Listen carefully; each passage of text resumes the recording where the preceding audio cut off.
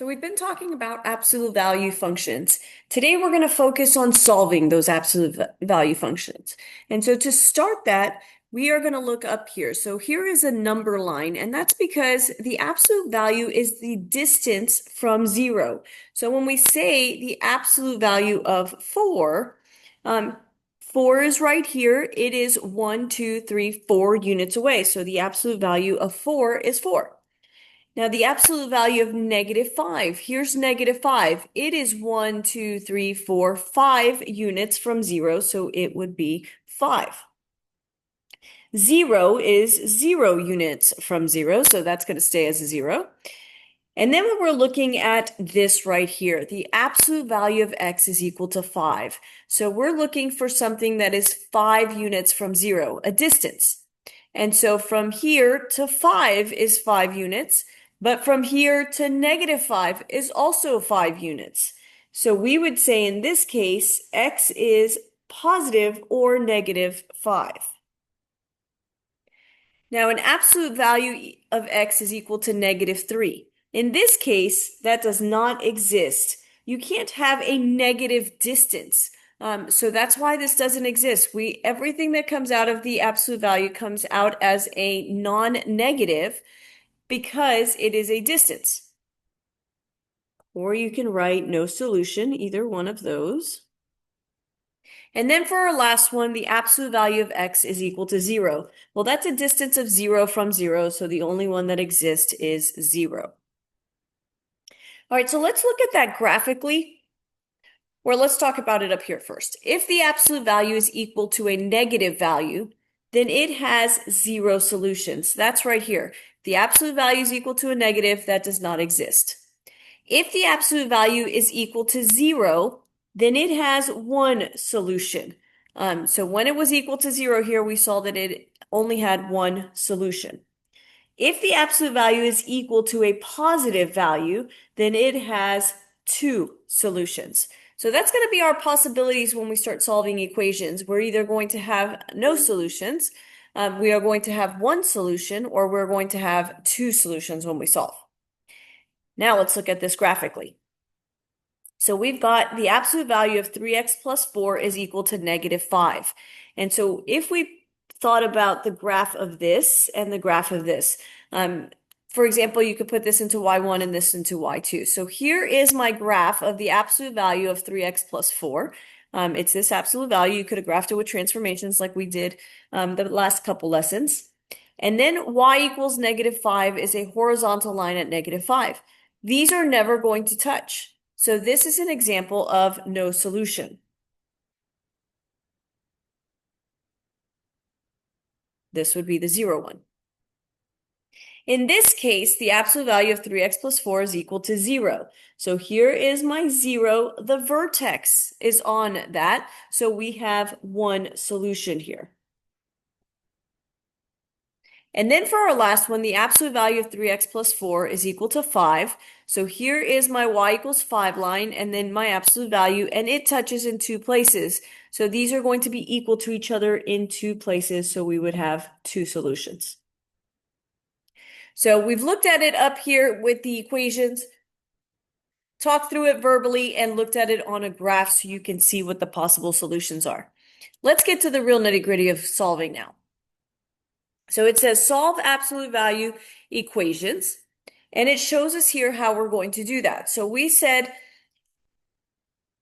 everything comes out as a non-negative from here. So if I had -5, the absolute value of that is +5. If I had the absolute value of +5, it would also come out as a +5. So we need to take that into account when we are solving. So it tells us to isolate the absolute value. So we want to get just the absolute value part by itself. So I add 11 to get it to the other side. So we have 5 minus 2x in the absolute value of ours. Then we're going to write the function as both a positive and a negative. We're going to split it into 2 separate equations. So right here, we took what was inside, 5 minus 2x equals 11.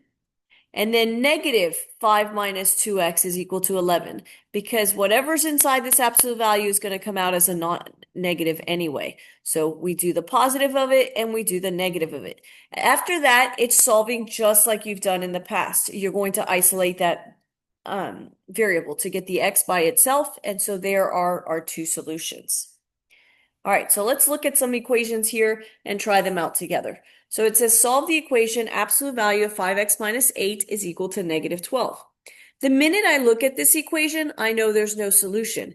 We said that we cannot get a negative sign out of the absolute value. So this would be an example of no solution. Easy start for us here. All right, our next one here, 5x plus 30. It's equal to 0, so this is the one we know has one solution. So I take 5x plus 30 is equal to 0. I subtract the 30, and I divide by 5.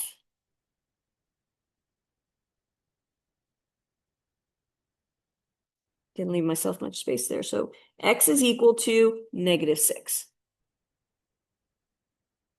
That's my one solution. Here's the one that's got two solutions. So negative, no solution, 0, one solution, positive, two solutions. So on here, it had us separating it into both the negative and the positive. I personally like writing this negative on the other side. I feel like it makes it a little bit easier. So I'm going to set x minus 9 equal to 34. There it is to my positive. And then x minus 9 equals negative 34. I could skip out on the distribution by doing that, so by taking this negative to the other side. Now I add the 9, and there is my first solution. On this side, I'm going to add 9 as well. And there is my second solution. So x equals 43 and x equals negative 25. So when it's equal to a positive number, we're going to end up with two solutions. When it's equal to 0, we end up with one solution. And when we have a negative, it is no solutions. All right, let's get you guys to try some of those. So if you want to pause the video here, try these three up here before we get into a little bit more hard, some that have a little bit more steps to them. So go ahead and try these and then come back and check your work. All right, here's what you should have gotten. Again, this one was a no solution. This one was negative 3 over 2. This one's 18 and negative 14. That one had two solutions since it was a positive number. All right, now we're going to look at solving some equations that have a couple more steps to them. So our first step is to always isolate that absolute value portion. So I'm going to subtract that 5 here. So I get the absolute value of x is equal to 16.